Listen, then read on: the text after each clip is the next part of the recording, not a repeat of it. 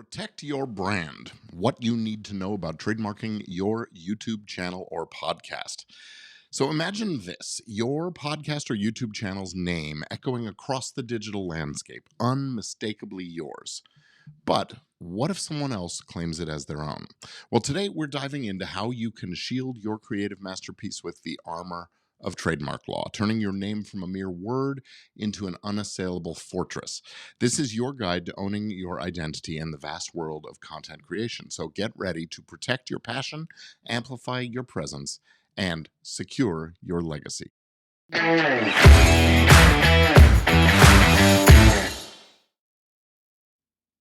Welcome, creators, to this episode of Legit Podcast Pro, where we delve into a cornerstone of brand identity and legal protection in the digital world, the art and science of trademarking your podcast or YouTube channel.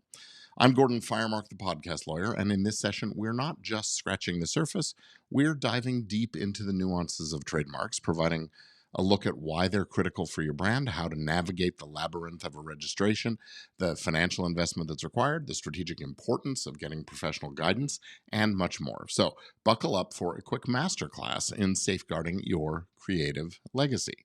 So imagine that, launching your podcast or YouTube channel, pouring your heart, your soul, your countless hours into creating content that resonates, only to find someone else capitalizing on your brand name or logo.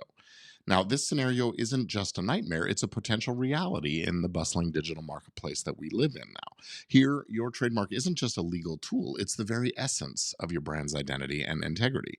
It signifies the quality of your content, the originality, the authenticity that you bring to it, so your audience can find you and trust you. But beyond these foundational aspects, it also serves as a beacon guiding that audience back to you amidst the growing cacophony of digital content. I mean, we think about it on YouTube, it's thousands and thousands of seconds of new content posted every second. So it's just crazy.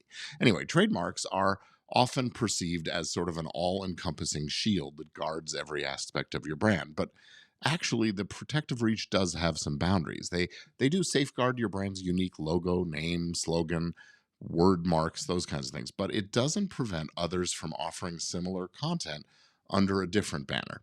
The essence of trademark law isn't to stifle competition, but to eliminate and prevent confusion, ensuring that audiences can distinguish your unique offerings in the marketplace. This distinction is crucial for content creators to understand as they navigate this branding strategy. So embarking on the trademark registration process is a little like setting off on a grand odyssey filled with its own set of challenges and discoveries and milestones. First step is to make sure that you have selected a distinctive title, a mark that sets you apart from the rest of what's out there. And then, before you go to the registration process, I always recommend conducting a thorough trademark availability search.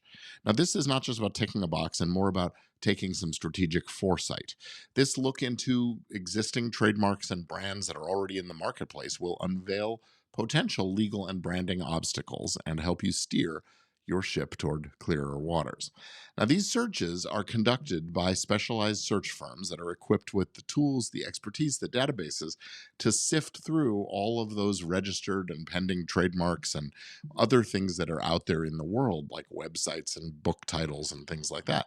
So now, while the service does involve some costs, it's typically a few $100s. That is a strategic investment and minimizes the risk of costly rebranding or of legal disputes that might come down the line. And if our search tells us that we shouldn't bother trying to register, well, then we've saved the government and legal fees that would have been wasted on an application that would ultimately have been refused or denied. Now, assuming the search doesn't raise any red flags, then we move on to actually filing an application for registration. While it isn't a tremendously difficult process, it can be kind of tricky for the uninitiated. So the process nowadays is handled mostly online through the USPTO, that's the United States Patent and Trademark Office's web-based application system. In addition to answering the questions on an application form, you'll need to provide a carefully worded description of the kinds of goods and services you're offering under the brand or title, and you'll have to provide specimens, evidence that the brand is in fact being used in interstate commerce as a trademark. Now, don't fret. If you aren't already using it, if you haven't already launched your show or your channel, you can register on an intent to use basis that puts the world on notice of what's going on. And then you ultimately finish and complete the application process after you've put it into use in commerce. Anyway, usually those specimens that we're talking about are screenshots of the podcast or YouTube channels on apps displaying the show, those kinds of things. And usually the process of trademark registration takes about 6 to 10 months before the application makes its way to a trademark examiner, an attorney who reviews it and determines whether it satisfies the legal standard for registration. And sometimes the USPTO will ask for more or different specimens, or they'll come back with other objections. And then the applicant has an opportunity to present its legal arguments and evidence in support of the application. And if the application is then approved, the trademark gets published for opposition. And assuming none is submitted, usually it's about a 30-day window for publication, then the mark is registered a few months later. All told, the process can take a year to 15 months or even more, depending on all the circumstances. So, what does trademark registration cost? Well, listen, it does involve a financial commitment, but it's an investment. As I said, it's an investment in stabilizing and protecting your brand's future. Here in the United States, the baseline cost for filing a trademark application is $350 per class of goods or services. And given the multifaceted nature of what podcasts and YouTube channels are, in both content production and dissemination and sometimes downloads, oftentimes we recommend a dual class registration, both in the entertainment and education class as well as the recorded content class. So that can put the aggregate government filing fees for registration at around $700. And then there's the cost of professional legal assistance, which could range from $1,500 to $2,000 or more. And this isn't just an additional cost either. This is akin to hiring a seasoned navigator for your journey, ensuring that the application not only reaches its destination, but it gets there with a flag of approval. Someone who knows the law, the process, and the examiner's approaches to these things can really streamline and smooth the process and save you lots of headache and actually money along the way. Now, in an era where do-it-yourself is celebrated, the question obviously comes up, can you navigate the trademark registration process on your own? Well, technically you can, but the legal landscape of trademark law is fraught with kinds of complexities that require not just a passing understanding, but a deep and nuanced grasp of legal principles and procedures and precedents. Opting for professional legal guidance isn't merely about delegating the task, it's about investing in the expertise that will foresee and navigate and tackle the intricacies of trademark law and turn potential obstacles into the stepping stones towards registration. Now, securing your trademark is a major milestone, but it's merely a starting point on your ongoing brand protection journey. Vigilance is key because the digital marketplace is a dynamic one. It's got new brands and content constantly emerging. Monitoring for potential trademark infringement and understanding the nuances of how to enforce and when to engage in legal battles and send cease and desist letters and those kinds of things all are crucial aspects of maintaining the sanctity and integrity of your trademark.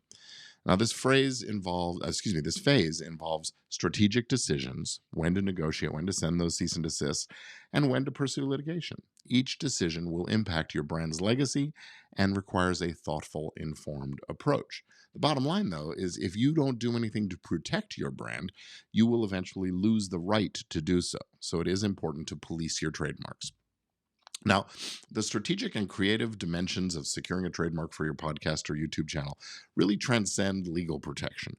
This is about strategically positioning your brand in the digital marketplace and creatively asserting your unique identity.